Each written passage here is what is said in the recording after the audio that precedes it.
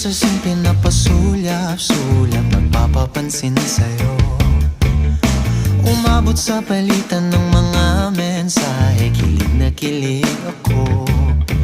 Kumusta, kain na, hello, magandang umaga. Ingat ka, pahinga, huwag kang masyadong magpupuyat pa.